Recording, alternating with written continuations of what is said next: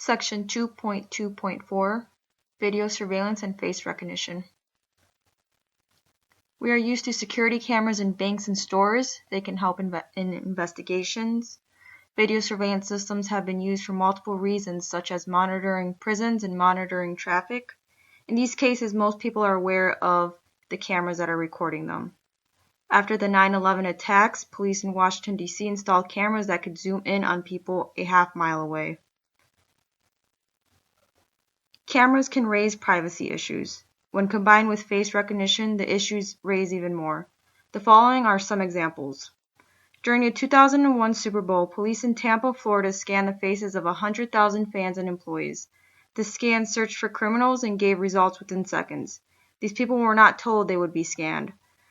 Tampa installed a similar system in a neighborhood of restaurants and nightclubs.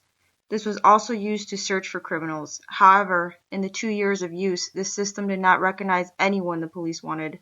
It occasionally identified innocent people as felons. Face recognition systems had poor accuracy rates in the early 2000s. Since then, the technology has significantly improved. Police can take photos of people on the streets and run a phone app for face recognition.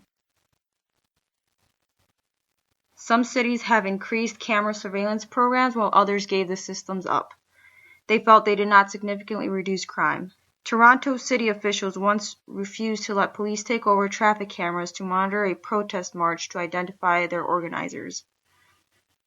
The Privacy Commissioner of Canada argued that the country's Privacy Act required a demonstrable need for each piece of personal information collected to carry out government programs, and therefore recording activities of large numbers of the general public was not a permissible means of crime prevention.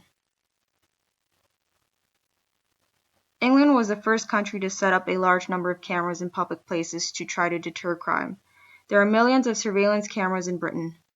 A study showed that there were a number of abuses by operators of surveillance cameras, such as collecting footage and sharing it.